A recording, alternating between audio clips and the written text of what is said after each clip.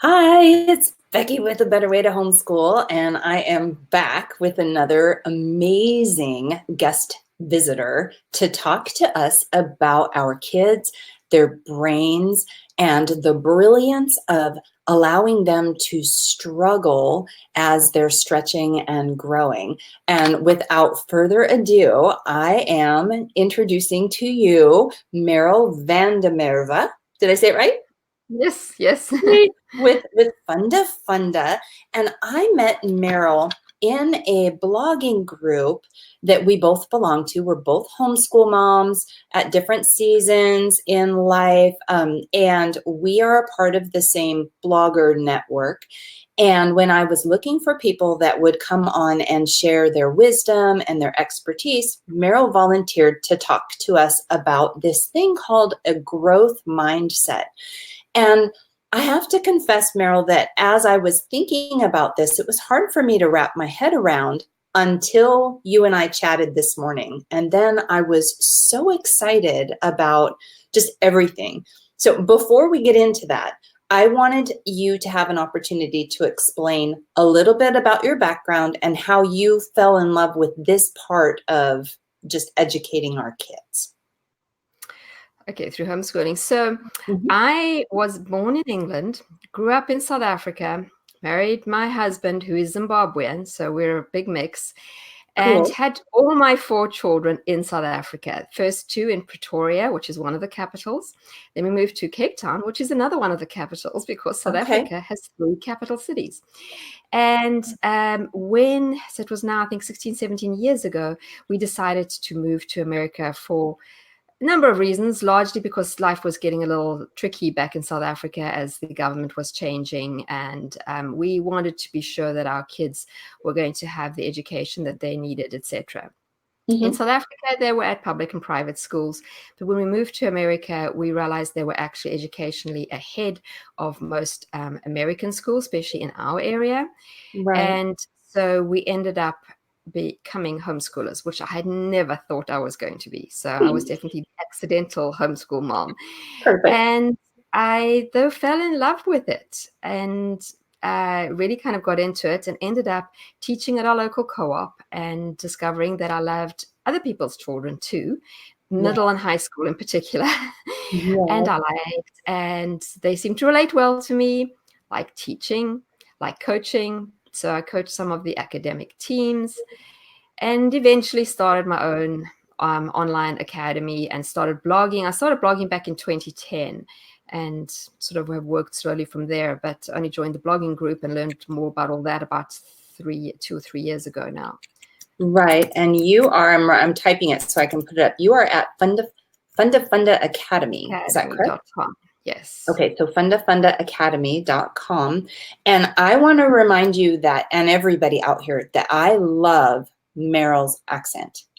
I could listen to her talk all day, but every now and again she might talk fast. So if you see this, I don't want to interrupt what you're saying. It's just to remind you that we want to hear every word that you're saying as well. And then for everybody that's out here, before we go too far, in the descriptions, there are copies of the slides that we're going to be showing you, and there is a printable that gives you easy access to any of the links that we're talking about today. So you can come back and grab that later. So I just wanted to let you know. So we're going to be talking about, or I am thrilled. You called it a growth mindset, and as I was playing with it, it's really the ability to empower our kids to think, right? To harness Right. the power of their brain. So I don't want to take up a lot of your talking time because you have amazing things to share with us. But I would love for you to tell us about a growth mindset. What is that? What does that mean? It's such a non-everyday phrase that we hear. So Right. So it was actually something that I'd been hearing bandied about, and I knew it was to do with the difference between thinking that we cannot grow intellectually, that whatever we're at, we cannot grow. And I must say, some scientists are disagreeing with the findings as to exactly how much we can increase our native-born intelligence. Really? But it goes beyond just that, because there's a lot more, and everybody does agree that the general principles behind it are important, about the fact that our children and we ourselves can actually constantly learn, and that our brain can constantly form more and more pathways, and so we can grow in knowledge and understanding. Even though, just at the outset, I want to say, obviously, I am not autistic, and with some help, I can improve, can take slightly better photos, etc. I'm never going to have my husband's photographic eye when he sees Right. it, or other people's. And so we do have, so just to understand that we do have, there are limitations. So I'm not saying that nobody's, we can all do absolutely everything. Right. That's not entirely true.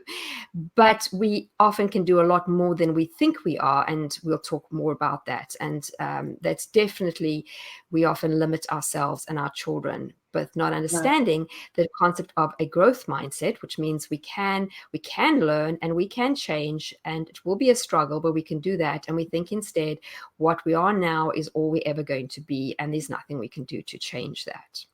Right. And you and I talked about this, that this is actually something that, as homeschool moms talking to other homeschool moms, we have noticed, not everybody, but that as a community, homeschoolers can put their kids in boxes that are too small for their minds. So that all of these things that you're going to be explaining, I remember myself sitting with a mom one time, and I actually said that my son was very slow at answering a question. And I said, it drives me crazy, because I ask him to do something and he'll sit there perfectly still and it'll look like nothing's happening. And I said, I just don't have the patience for it. And she said, you need to flip the way you're thinking, because your son is a careful thinker, and he's thinking about it from all areas and forming his answer before he opens his mouth. And that is something that's really hard to teach on the other end when they get older. So just sometimes it's just a tweak in the way that we do something or say something that makes all the difference in the world. So interesting. So, okay. So, you have some slides. You tell me at any point that you want me to pop up slides, and okay, you can pop up the first one and I can get into where I started thinking about this topic. Okay, perfect. Okay, so you might be looking at this and thinking, what has this got to do with a growth mindset? So I do line dancing. I actually did it back in South Africa. And moving to Tennessee, I eventually found a class at the Y that I love. But the interesting thing about this class is that I've been going for a while, and every so often we'll have new people joining us.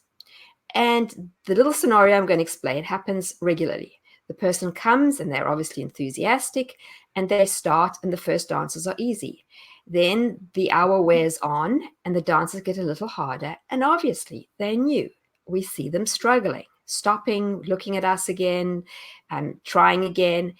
At that point, somebody in our class, say super friendly class, will go up to them, or maybe 2 or 3 will go up to them and say to them, "This is normal. We were all like that.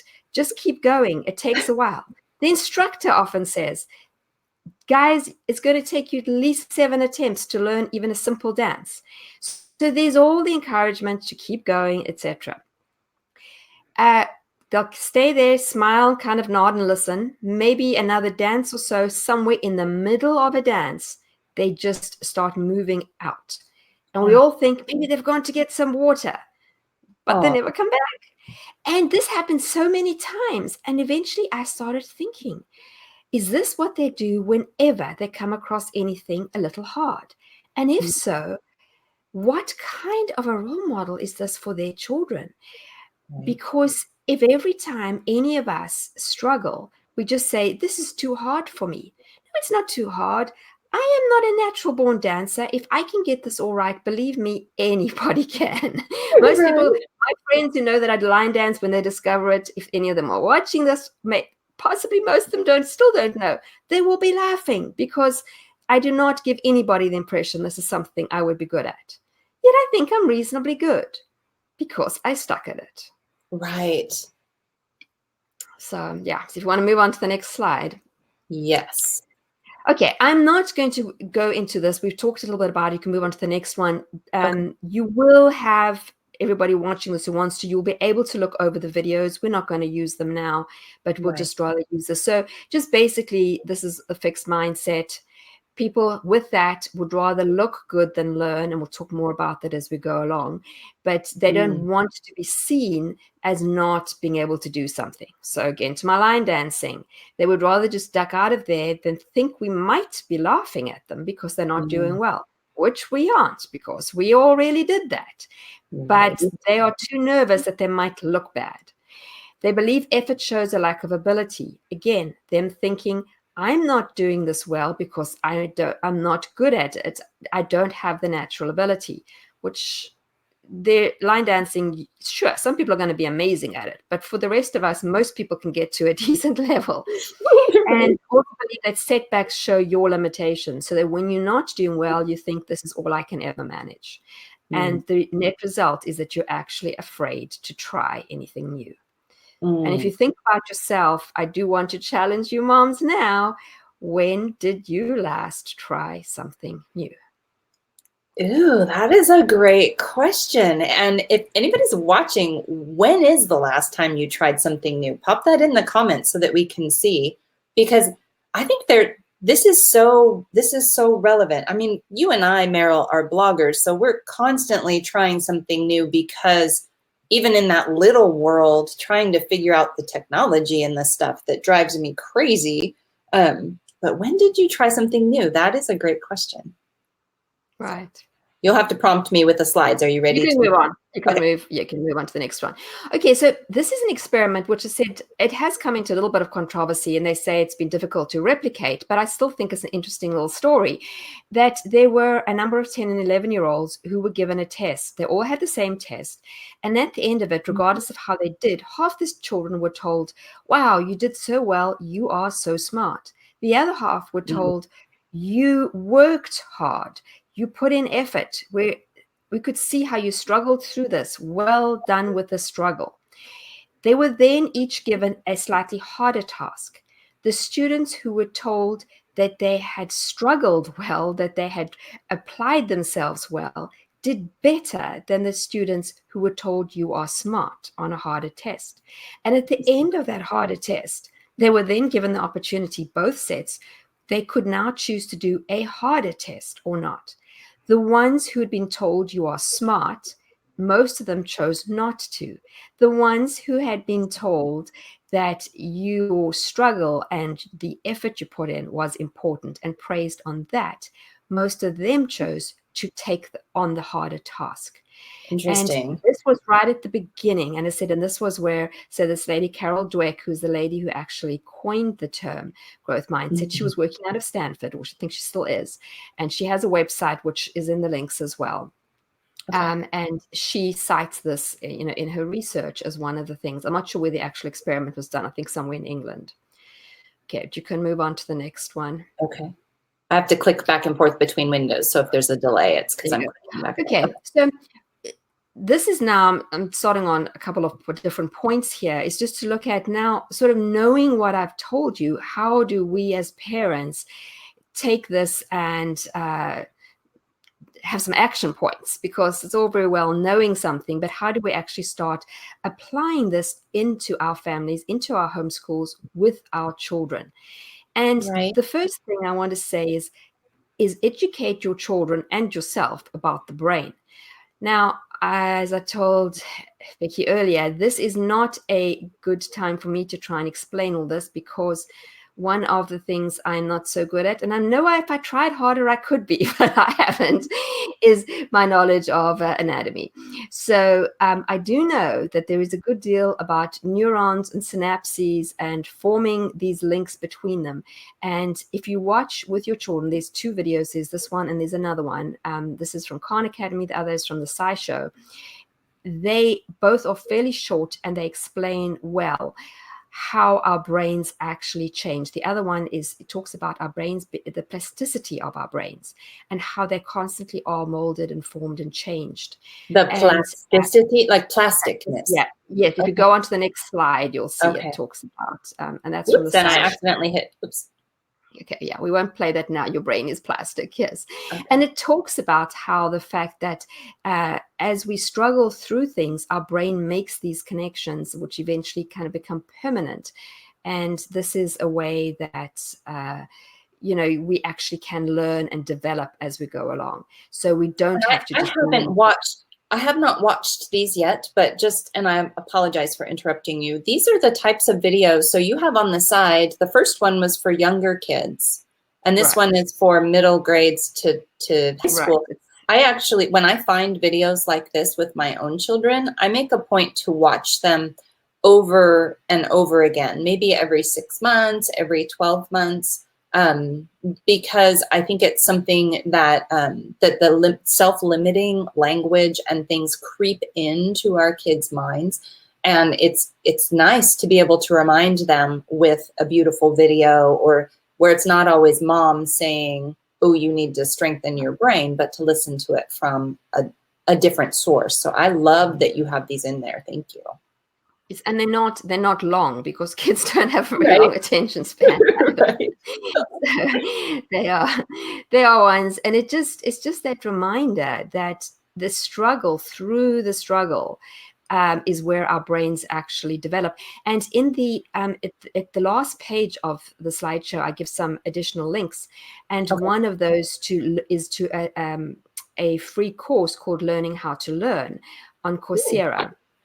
And it's the final one, I think, that I give there. And there they talk a lot about this and how the brain forms patterns, etc., and how the brain actually works. So I've worked through it, and it's something that you can work through, but your teenagers can work through that too. Okay. And before we move on, so we've got 2 moms that answered. So Jennifer's trying to learn the guitar, but letting herself get discouraged too easily. So you don't want to sabotage yourself. You're going to teach us the trick when you say, "I can't do something." There's actually a magic word, and I'm going to get there. Yes.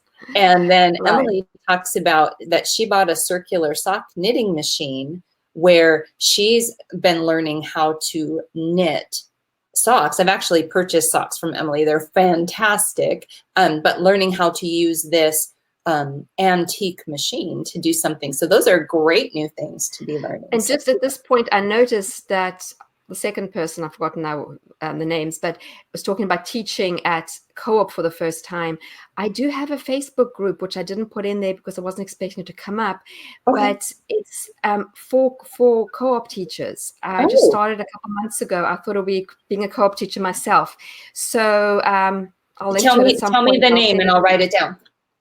Yeah, now you're asking me. I think it's called Homeschool Co-op Educators. Let me see if I can. Don't worry, I'll get the link and I'll add it in. There we go. Wait, I found it. There we go. Okay. Homeschool. Can I put it?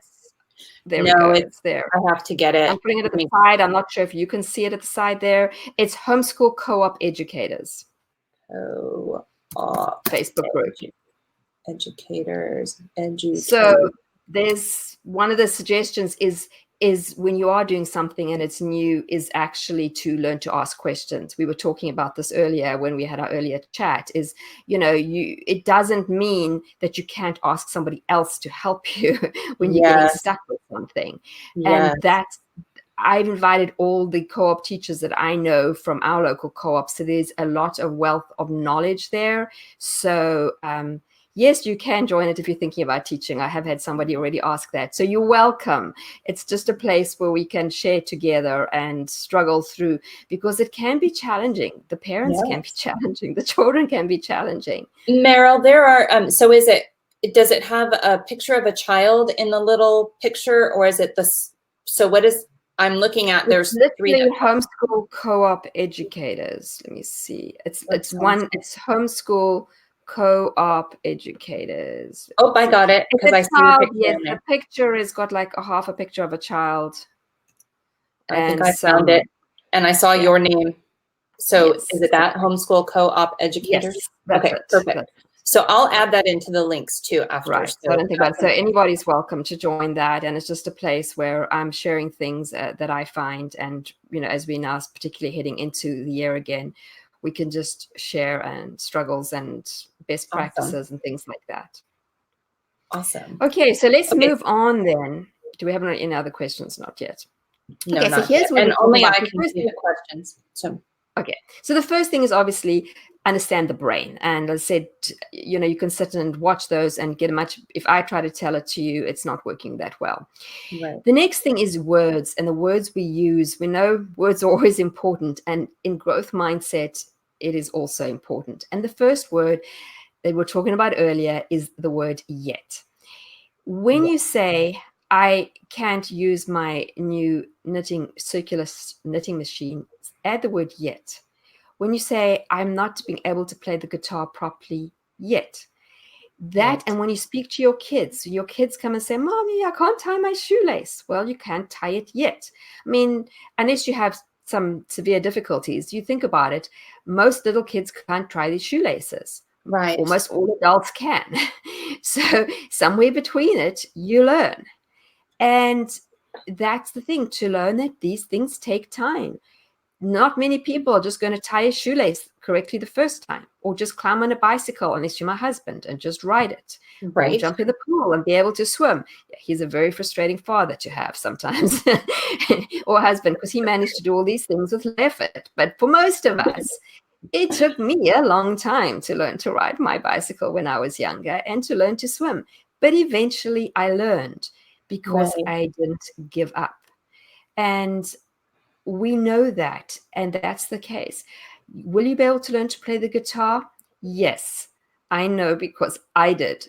And I am not Gina Mayo. I am no good at anything musical. Would you ever pay to hear me play the guitar? No. And I actually learned to play the piano too. It's all a bit of a sad story. The truth is, I can play those instruments. Right. Not at a stage, no one's going to ask me to help out at church or anything else. But I can play for my own enjoyment. Right. And I learned well enough to get there. And just about everybody is going to be able to achieve that. But it takes time and frustration and patience. And practice, right? Lots of practice. Lots of practice. I'm always telling my children that you're not good at it yet, but if you don't give up and keep trying and practicing, then you will improve over time. So that same thing. So the idea is then that you're not born with a natural ability to play the guitar, but rather it is something one learns. Whereas that's why you're adding that yet, because you have the time to learn it. Right. The next thing is, sorry, Carrot, yeah? No, you're fine. So the next thing is going back to, again, when we talked about that experiment with the children, is be careful the way you praise your children. Don't say to your child, wow, you did so well on that test. You are so smart. Right. You want to say, that was great. I can see you studied hard, or I can see you really focused while you were doing it. Or I'm pleased that you applied yourself. Likewise, if they don't do so well, but you see they did those things, you can still praise them for it. You can say, well, I can see you applied yourself. It's a pity you only got a C. I know you're disappointed, but now let's look and see. Maybe we need to change up how you were doing it, or whatever. Then they feel that there are other opportunities. It's not them being stupid, that's why they can't do whatever they're trying to do, but maybe they need extra help. Maybe it's going to take them longer, because we are all born with different abilities. Right. But that ability, and you obviously can't just simply praise effort. When we talked earlier, I do know some homeschool parents who at high school would just give their children basically A's for effort. I know this happened because at co-op, I was using a grading system where I could see when the parents actually looked at the grades. And a number of parents and students never, ever, ever went onto the online system. So how did they give their child a grade? Because they couldn't see it.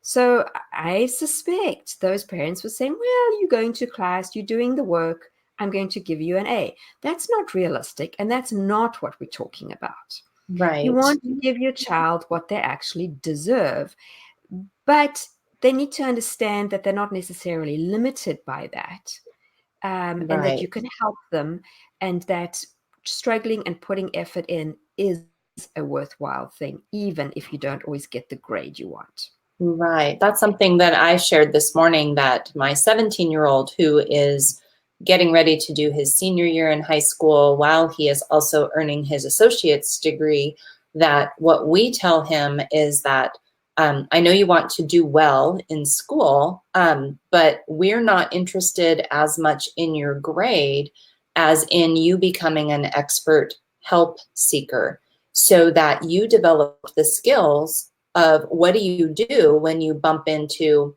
a subject, a problem, or a challenge that you don't know how to navigate. Where will you find the assistance, the tools, and the resources to help you overcome that? Because that's a real life skill. We always bump into things that we don't know how to do, and we need to not be paralyzed by that. It's okay to say, I don't know, but I will find out. It's okay to say Right. that. So, And it's okay to fail. yes. And because we learn through our failures. You know, you think of something like Thomas Edison, how many times did he fail before he succeeded? Right. And we have to be ready to do those things. And so this last point here on your words is, be careful what you tell your kids about their abilities. I have heard too many parents in front of their children saying to me, well, my child is just no good at math. He takes after his mother. Mm, Things like that. And we limited our kids when we decide for them what they're good at and what they're not good at. right. And sure, maybe they actually aren't really good at math, but give them a chance. And eventually you may decide they really shouldn't be a mathematician, or, you know, something that's heavily math involved. That is fair. But don't Right. start like that. Just recently, this mom knows I tell the story about her. I coached a Science Olympiad team, and I desperately needed somebody to do the programming event. And this mom, I eventually approached the daughter, because she was one of the older kids in the team and she had extra capacity. And I said, would she be prepared to learn? I asked the mom, and she said, well, remember, we're not a very techie family, so I don't really think she's going to be able to do this. And I Ah, said, could you just give her a chance and let her do it? Well, the mom came back eating her words about 3 weeks later. Her daughter not only loved learning to code, but she was extremely good at it, oh, and wow. willingly would go and wanted to do it. And they were blown away because they'd never Yeah. thought of actually exposing her to programming. So don't decide Wow. what your kids can and can't do. I know as a parent, every now and again, my children would decide to try something that I really didn't think that they could achieve. Sometimes they didn't achieve it, but and Right. you would learn. That was my one son who decided to do the AP music exam Right. and did not prepare adequately. I really couldn't help him, and he managed a whole 1, which Oh, is God. the worst you can possibly score. But he learned that vast enthusiasm for something did not actually help if you hadn't actually put the sufficient work Right. in, etc., etc. So there was learning, but I just didn't know. I thought maybe he's going to be okay at it, and so it was some money down the drain. But you know, he learned, and it wasn't an entire wasted experience. Right. So That's just don't decide what your kids can and can't do. Obviously, don't fork out hundreds of dollars on something. Let them try in a small way so you're not wasting. right. Like, I would never, once my kids wanted to play one instrument, they had to stick at that for a year before they couldn't decide they didn't want to. If I Right. was going to buy them something, they had to use it. And I know a lot of moms do something similar. Then you then have to keep it at, because that's the thing. You get a violin or a trumpet or whatever. It's going to be fun for 2 or 3 days, and then it's going to be hard, and you're going to want to stop. Right. So my kids had to be committed to stick it through for at least a year. After the year, they could stop. Of course, by the time a year is up, by that stage, you've normally pushed through the hard part and the enjoyment has set in. Right. It's like exercise. I used to take bicycle classes, those spin classes, and the first 10 or 15 minutes were really fun. And then you'd hit that wall of you don't feel like your legs can do what they need to do. And the instructor would always say, I'm there too. It hurts me to push through. And then once you broke through that wall, you could then bike for forever. You'd hit your second wind. And I know you're going to talk later about programming and how this can help our kids stretch their brain's ability. So I don't want to jump ahead. We'll carry on. Yes. Next slide. Yeah, next slide. Okay, so this one is fairly fast and obvious, but you can encourage your children to have a growth mindset by putting examples in front of them. There's plenty of books and movies, and I think I linked to one in the last page where you can see people who have growth mindsets. I'm sure you can just stop and think about movies now, because nothing's coming in my mind. But that's the first thing. Just encourage them to do that. But there is a list somewhere that I think I found somebody else's. The next thing is get your kids to try things they may fail at. And tell them at the beginning you're not going to be disappointed in them if they fail, but you think this is something they might like to do, and give it a chance. And if they do fail, encourage them to keep going. And if you eventually realize this is not, thank you, yes, I love that quote by Edison. I have not failed. Yes. Just tried all the different ways. And this is the same thing. You want to say to your kids, give it a chance, and don't just do, a short chance, but really give it a good go.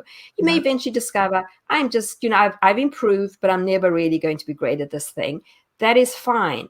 And it's fine to fail. And it's too much. People are concerned about what others will think if we fail.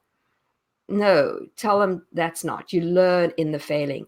And then the next thing is I've got to enroll for classes that will stretch them. And again, we talked about this a little bit earlier. Yes.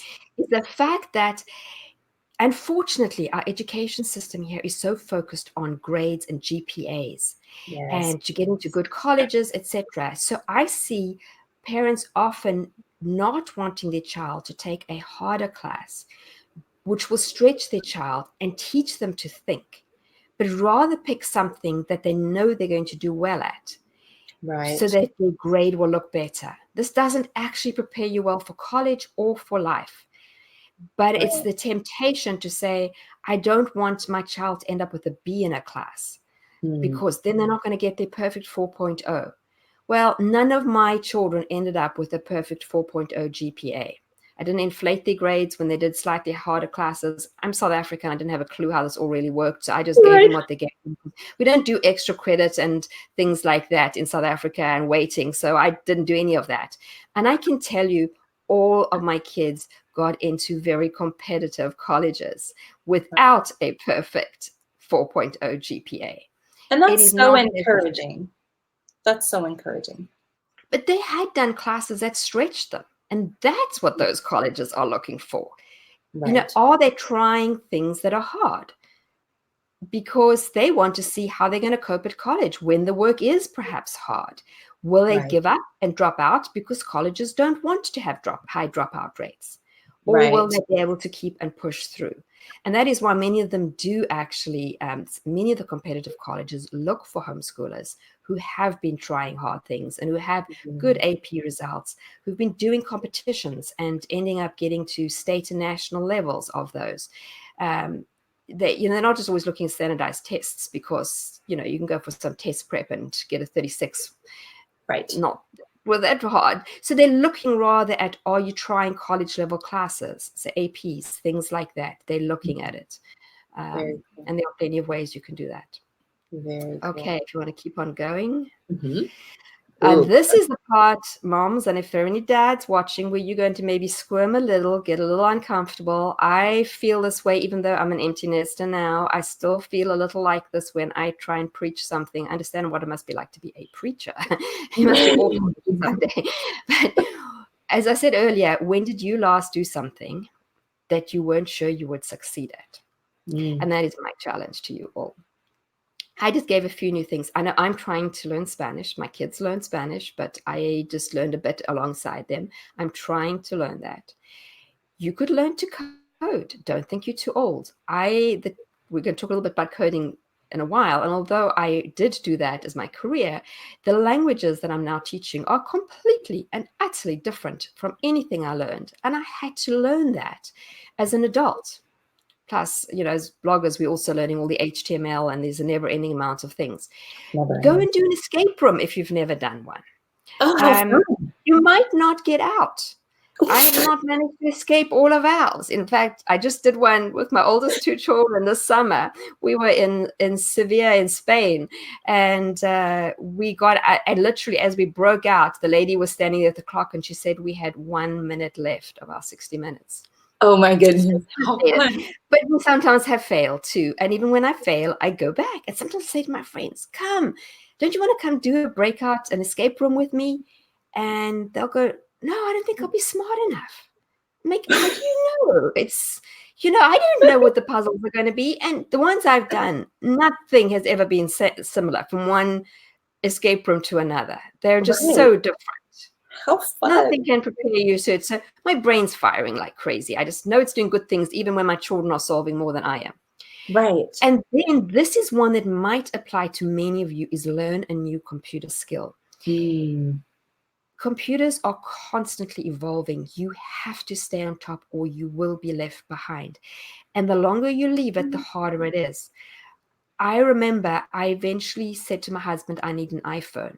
When my kids all had iPhones, and I was still on a not smartphone of any type, and I didn't know what on earth they were doing. I knew what was going to happen.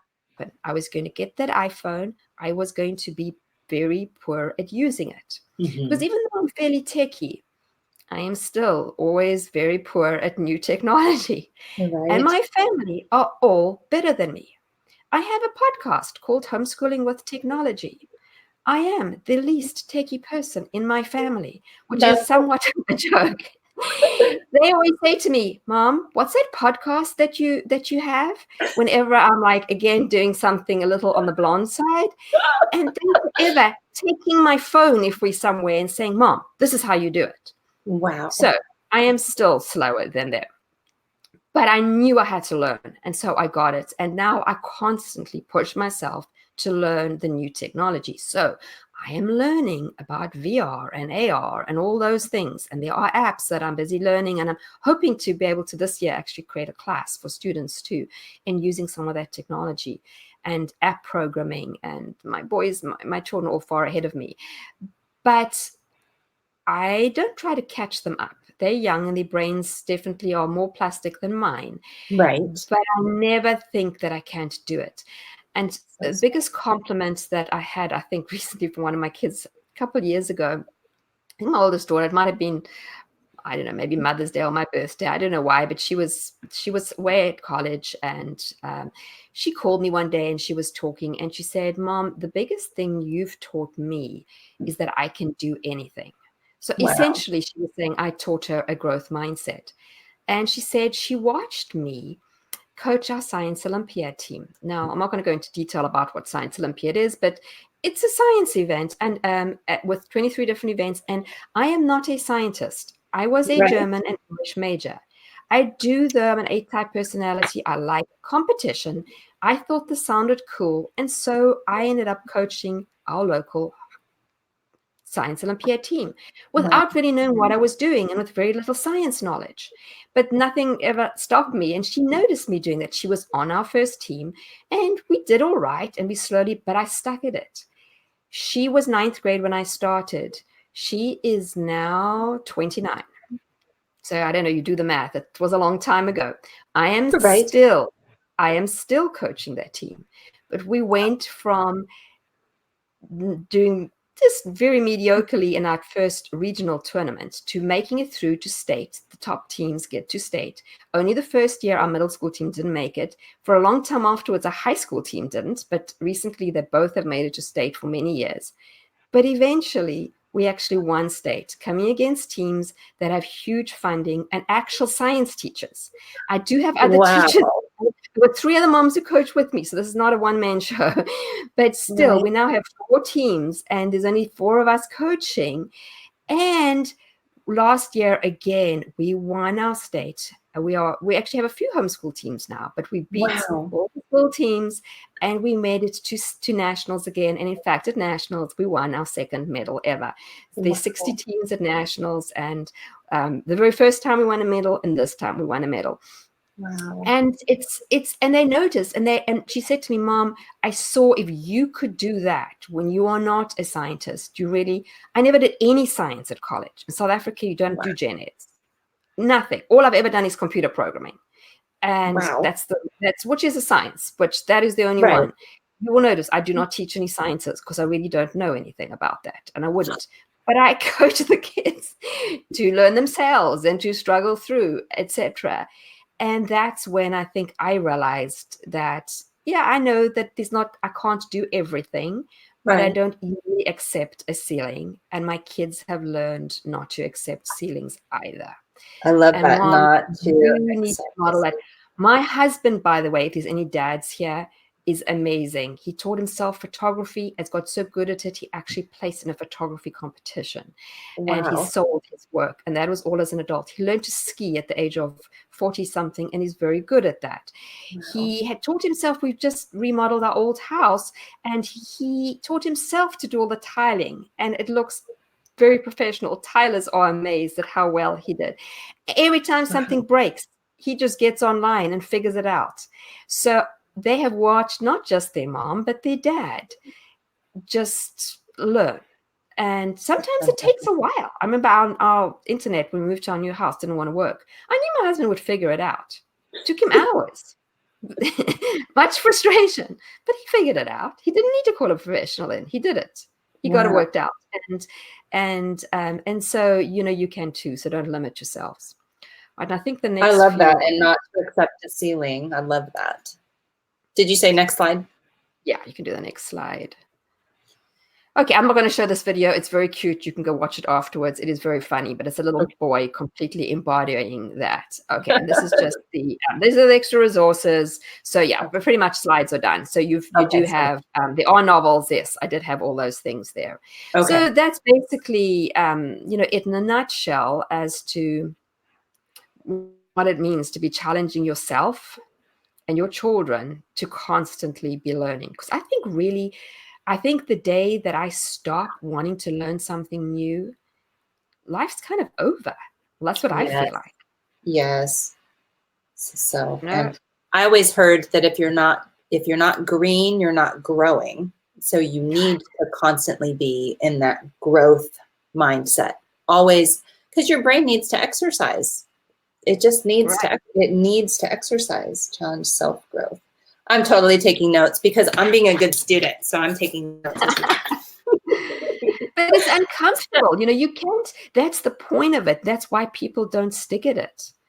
And I don't know if you want me to go on to talking about programming now and what I see there. Okay, so I do, and I wanted to preface it with the fact that what you're talking about, and one of the things that you said was giving our kids a chance to try something challenging, and how in this day and age, why programming, specifically Python programming, is a great thing to challenge our kids with because it's so relevant with everything that's going on in the world. So right. So as I said, I actually did do one class in programming at college, but I couldn't get a job with my English and German, so I ended up going to Shell and working at Shell South Africa.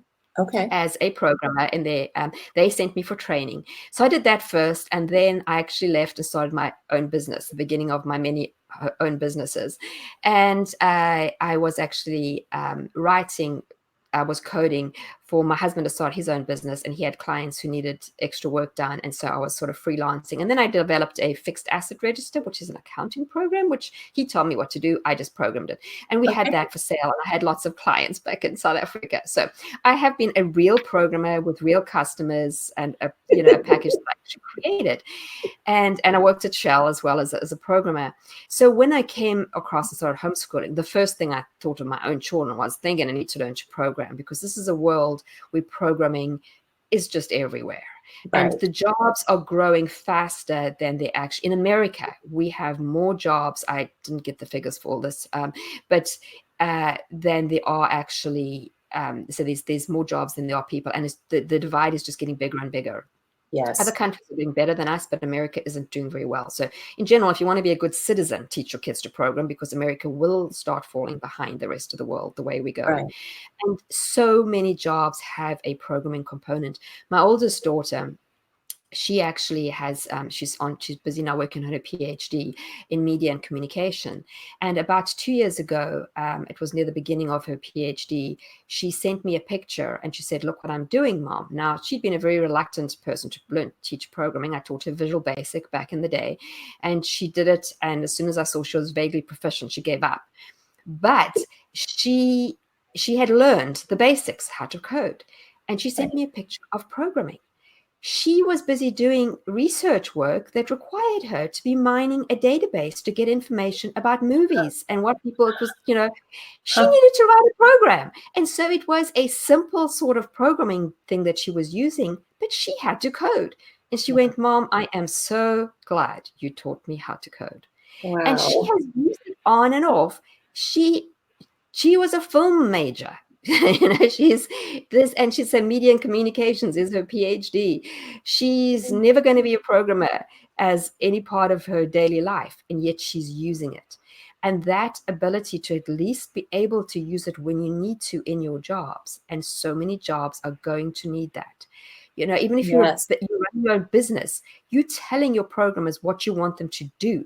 How do you explain to them what to do if you don't understand it? You don't have to be a coder. And so it is, and moms, here's a big thing. Your daughters, they can code. Go watch Hidden Figures. There was a day long ago when more programmers were women than men, and it changed. And there's actually a really good, I've done other talks on this, but Planet Money has an episode on why it changed. So if you can go find that, it's very interesting about where it changed. And I realized why I had actually learned to code as a child, as a teen, and because I kind of missed that. I was in South Africa. And so when the switch changed in America, blame a lot on Radio Shack and various other things, but it was just a whole mindset change. But nowadays, girls think programming is a guy thing. And it's not. I had my best student that I've had. In fact, I've had another one now that's really good too. But initially, when I was teaching Python, one of the best ones, I'll come to that question now, to start, was a girl. And her mom had actually enrolled the brother. Somebody who knew me had enrolled her 3 boys. And she'd called this mom and said, hey, I think your son would like this class. So the son got in the class. And the mom never considered her older daughter. Wow. And the daughter was walking past and was watching her brother doing this. And she said to her mom, can I not do this too? So I got this email from the mom saying, I know it's late. I know the class started 3 weeks ago. My daughter really would love to join. She's motivated. She'll work hard. She'll catch up. Please, could she join? And I said, sure. Well, she's the best program I've ever had. Really? And she now works for I think, who does she work for? No, KUB. She works for our local gas utilities, and she now has a degree, and she's working there as a programmer. And she had never considered programming, and her mom had never considered it. So when to learn, you can start them pretty young. There are lots of coding apps that you can get on your iPad for young kids where you're starting to learn programming. And in fact, also, I said my podcast, Homeschooling with Technology, which I think is probably on the slide. I've had a couple of different topics there about coding, which you can go and look at. And one of the latest ones is by another blogger friend. I interviewed her, and she talks about unplugged coding. So you can learn to code without even touching a computer, because it's the computational thinking and the logic. And she has a lot of resources. So is that in your podcast? It's in the podcast. It's literally unplugged coding. It was 2 episodes ago. Okay. That we covered it. But I've covered coding in 2 different ones as well. Yes, CodeSpark Academy is a great one. There are lots of free resources. That's not an app, but it's a free resource. And Khan also has some online stuff. There are a lot of different things, but there are apps you can start fairly young. When they get to about kindergarten, 1st grade, Scratch, thank you, Scratch Junior on your iPad is a good place to start. It's drag and drop, and it's fun. And I've been teaching my niece that because I don't have anybody that age. So whenever she comes over, I pull out my iPad and we do that. It's free. And then there are, after that, you can move into, they could actually, from 3rd or 4th grade, especially if you're with them, all the way up to 12th grade, I have a free intro to game programming online self-paced class. Okay. I have And that is that's in the description. Yes. The link is up there. So a free Yes. intro to programming. Right. And the difference between the free and the paid is a little bit more in the paid. And in the paid, the kids can actually win prizes. I like the idea of motivation, rewards. So the paid one, all my paid unit studies have the chance of the kids doing prize. Because I know as a mom, it's hard to motivate them. So I'm just kind of dangling the carrot there. At the end of every semester, I award the best kids gift cards. So the kids can know that someone's actually looking at it, etc. But so you just don't get that, and you don't have help. So they probably won't need help, but if they do need help, then no, the paid one is pretty much the same, but it has that. But they start off and they learn game programming, literally the concepts of that, the first module. No programming involved, but talking more about the concepts of what you do. But it is, they actually will create games, but it's with a free program that's not coding. Then we go on to creating graphics. So it's also a little bit something for everyone. So your kid may not be wonderful at programming, but they're going to get exposed to it in this class. They may discover, though, they're wonderful at creating their own graphics. So we do a little bit on how to create graphics, how to find graphics, because when you do start to code, many of the things you're going to just use other people's, and so we look through the whole graphics and designing that. I'm not a graphic person, but I can teach them enough as how to get started. Some of the kids I immediately see are another level to me. Then we go into programming logic, and we use code.org, which is again free. They're the ones that have masterminded Hour of Code, which is a say that one again. You say that one again because it broke up. Code.org. Code.org. Code.org. They have a lot of different options. An Hour of Code happens every December. I actually did my podcast episode, the first one. So there's one back in December that I did at the same time as Hour of Code because I talk about it. Probably have blog posts too. I can't remember, but I used to kind of facilitate some of them in our area. I haven't done that recently. And you want to, but in that there are different ways that you can actually try different programming languages and things. And there's also just some exercises in training your mind in logical coding. And I include those, which aren't that easy to find if you're just going on the main site, but I kind of have the teacher back, I can learn the back and find all that. So I have used that where your kids literally will work through and have to basically solve puzzles, which is what programming is. Right. So I've included that. That's the 3rd module. And I do warn them that they might get stuck there. And so that's where they might want to get some help. Okay. And then that's in the paid class.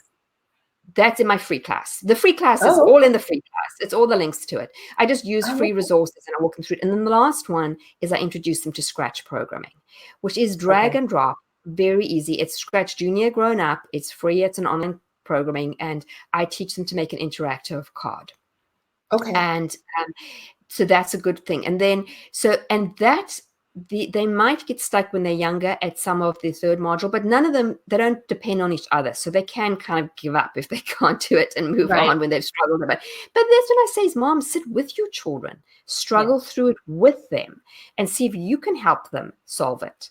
And then, it's not a bad thing. It's not a bad thing for your children to see you failing, because then they won't be scared of failing if they see you fail.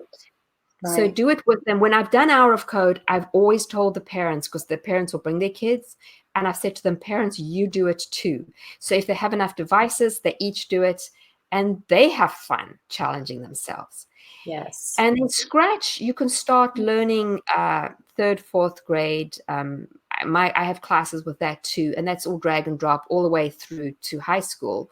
I know some colleges even use Scratch, but Scratch isn't a language, so it's a real language and it's not a real language. So it's not something you can actually go and program any real life application in. You can make games, great for games. My class, the kids make games every single week. We do a new game, and we do everything from Flappy Bird type. We do Flappy Unicorn instead.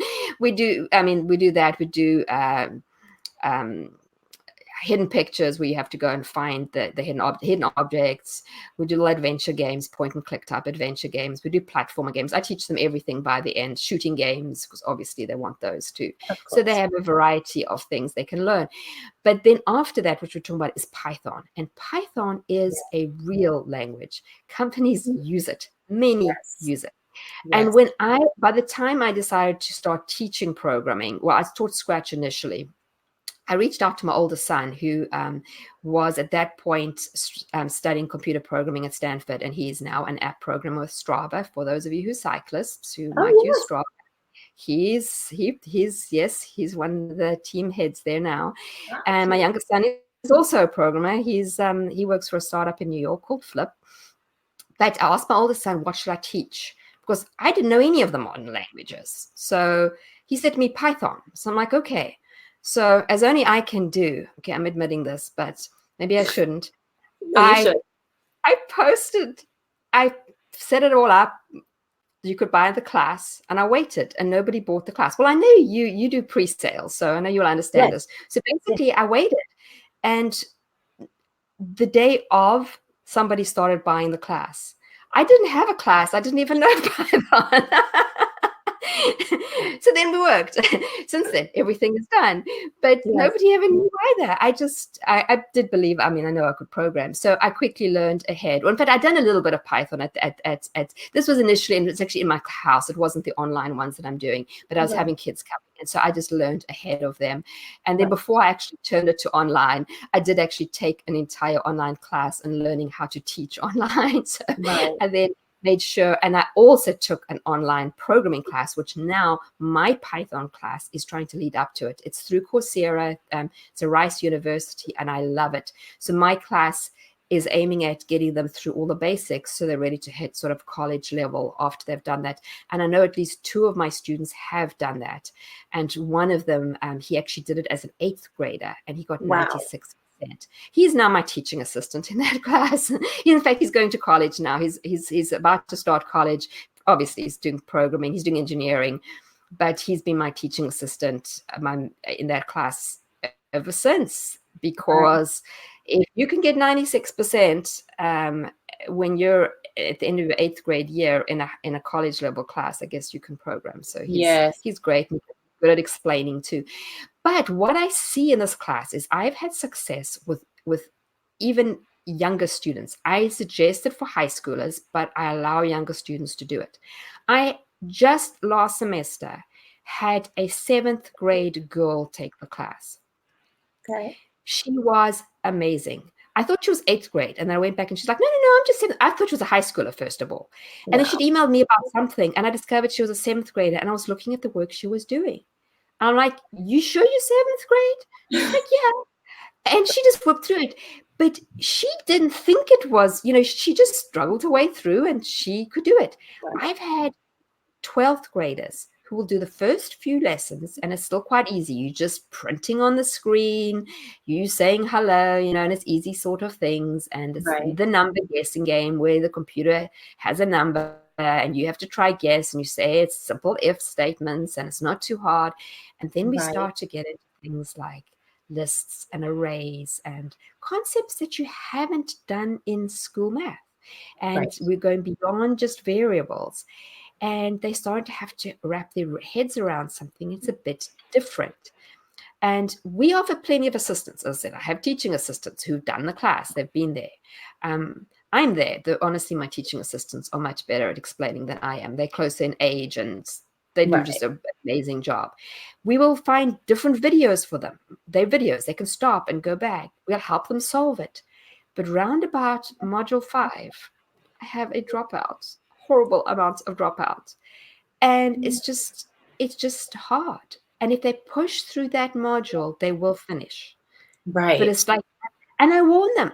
I have like a funny little GIF at the beginning saying, "Okay, you're all going to start struggling now," because I know now where it's going to hit. So I try and humor in, and I'm like, "That's me. I struggle too. I understand. Don't give up. We're here. We'll help you through it." And they give up. And it's everybody, the amount of they'll learn in my Python class, honestly, is everybody can learn that. They may get to the end and say, okay, that was far too much of a struggle. I do not want to be an engineer or computer programmer. But you know what? I understand. I understand now. I can appreciate the games that I'm playing. I know what's happening behind. If I'm employing programmers, I can talk their language, because they will be able to. After one semester, they'll know enough to have a general idea what's happening. If they have done well at it, but people, they'll give up. And I get it. They busy. They've got a lot of other classes.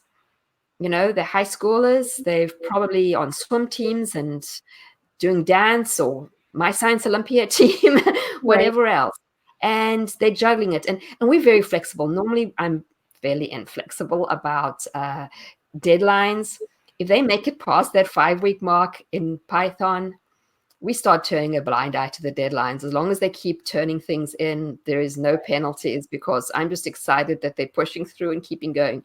So we stop on the penalties if they're a little late, and we help them get through to the end. And if they finish 2 or 3 weeks after the class is meant to finish, my TAs are amazing. They just prepare to keep going.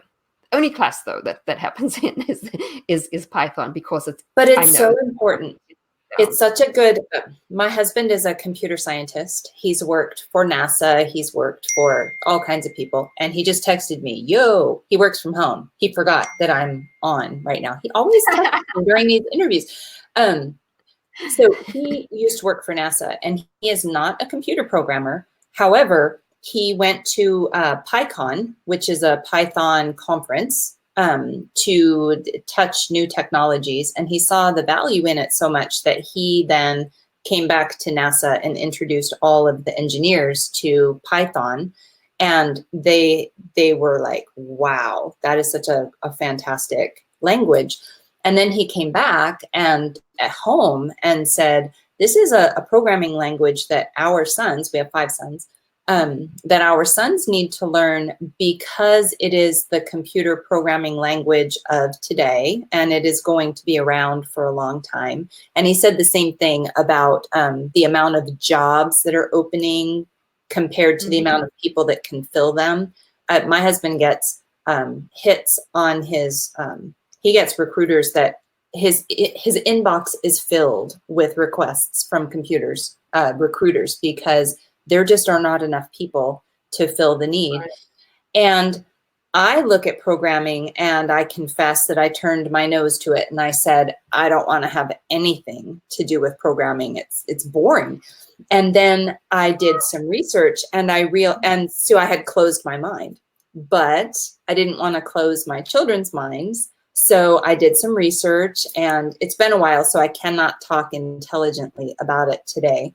However, there are so many different avenues and so many applications to programming, not the least of which is having a critical mindset where you can think through logically, solve problems, think about things outside of the box, realize that by the way, why a lot of people want to employ, because I've done talks on why you should program, why you should teach your kids to program.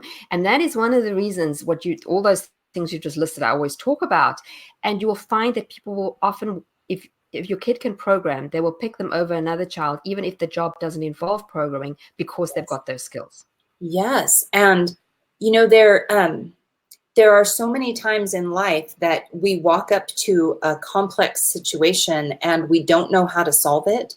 And I think that programming has this intrinsic ability to teach children to walk away and to think about it, to break it down into small, because that's when you come into a program, you have to first plan it all out. You can't just jump into a program. So I do talk to kids. I still flowchart mine and then use pseudocode to kind of, if I'm doing a program, just when I was planning it, for the kids, I would plan it all out, and then you program piece by piece, and you get the first thing working, and then you add the next piece so that you know where your bugs are. And you see, bugs are an intrinsic part of it. So you just have to constantly deal with bugs when you're a programmer. And, creating my class, I would want to tear my hair out. So I'd say to the kids, I know how you're feeling. When I was deciding to teach you this, how to do it, I couldn't get my program working because I had such a little bug. So It doesn't matter how many gray hairs you have and how long you've been coding for. You can get just as hung up on something sometimes. However, it's one of those things that I watch right now. Our 13-year-old is teaching himself how to, he's in that beginning stage of learning Python. So he's going through a book, he's going through Code Academy, and he's working through, and he'll sit there and he goes, okay, I have it working, and he'll start to show me, and then it won't work. And he'll be like, oh, I don't understand. I go, you'll get it. Just go try again. We'll look through it. I go, I don't understand it, but if we sat together, we could problem solve it. Are you okay? Do you need? And so he'll go, no, I'll get it. And so then he'll go back, and and so anybody that's out here that has older kids, and by older, I would say the kindergarten and up, where you start to have your kids step into something like the no technology mindset of solving problems, where you put in like patterning and those kinds of things, right. And then you step into Scratch, and then you take these free classes. It teaches your child, like once they bump into a problem that they have no idea how to solve, and then they sit on it and they walk away and they get a little help and then they conquer it.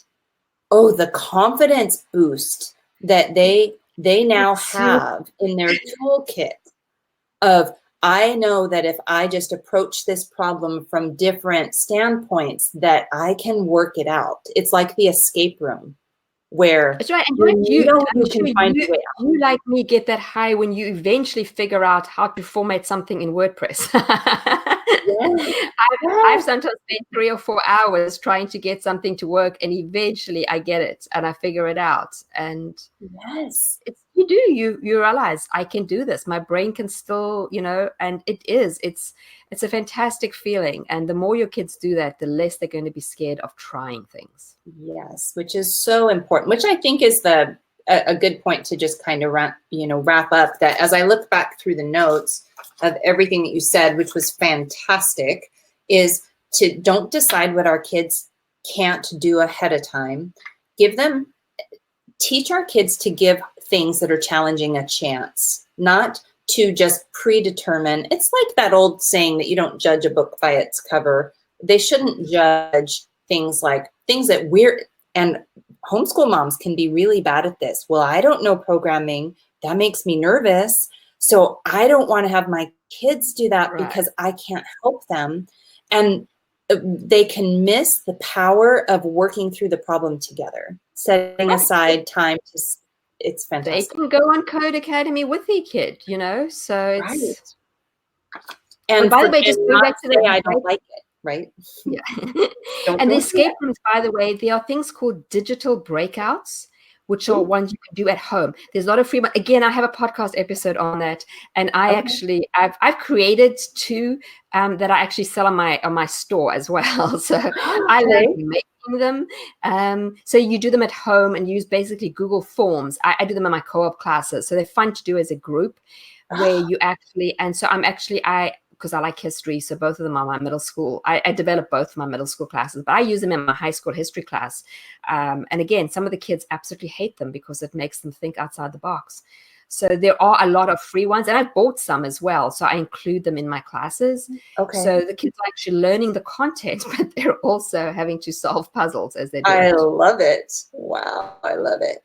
So I haven't heard of digital breakouts, so I'm totally going to check that out. So that's also, I said I had an episode on those because it's technology and it's fun and it makes your brain work. Yeah. So as we close down, how often do you do your podcasts? It's a weekly podcast. Okay. It's 10 to 15 minutes because I know that moms don't have time. So I could not have, I know I would never have been. So you can put it on in the car, and if you have Bluetooth, figure it out. I have Bluetooth in my car, and that's when I listen to my podcast as I drive. Okay. And it just automatically plays as I get in my car. The next one starts. I just cue them up, whatever I'm listening to. It's how I learn. It's part of my growing and learning different things easily. it's easier for me than reading something because I can do it at the same time. If you do work out and you exercise, you can do it then too. You can do it if you ever iron. You can do it, you can often do it while you're doing chores because, you can stick earphones in. If you have babies, you can do it. You can be nursing your baby and listening to a podcast. So it's something it's the one thing you can do and you can multitask. Perfect. Because video, you can't multitask easily.